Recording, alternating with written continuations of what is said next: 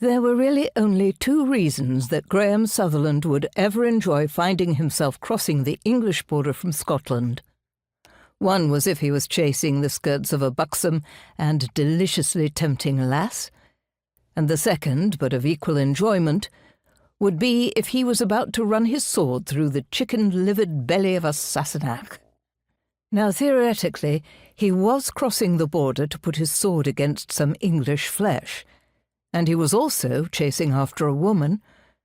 However, neither in this case was what he would consider fun.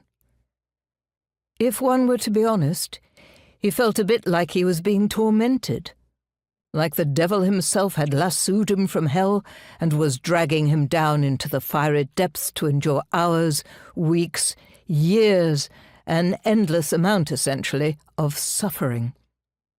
The woman he was supposed to take to wife was no doubt hideous and whiny and awful.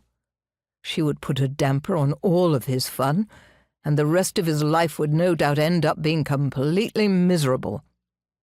And yet, suffer he must, because despite being hellfire, the tourney was crucial to the survival of their clan. Their people had suffered long enough. Since they were unable to get the aid they needed from neighbouring allies, it was time for Graham and his twin brother Cormac, the chieftain of Clan Sutherland, to take what some might see as drastic measures. And it had been Graham's idea to come to the tournament, so he really couldn't complain about it to his brother. Cormac wasn't even good with ladies.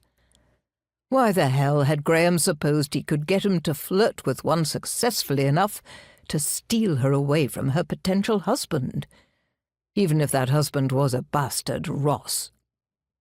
Everyone in the Highlands thought the Ross brothers, all 5 of them, were absolutely horrible people. Calling them people was an insult to other humans. Brodie and Baston Ross were at the tournament to gather up their brides and spill some English blood along the way, and Graham and Cormac were here to make sure the aforementioned didn't happen.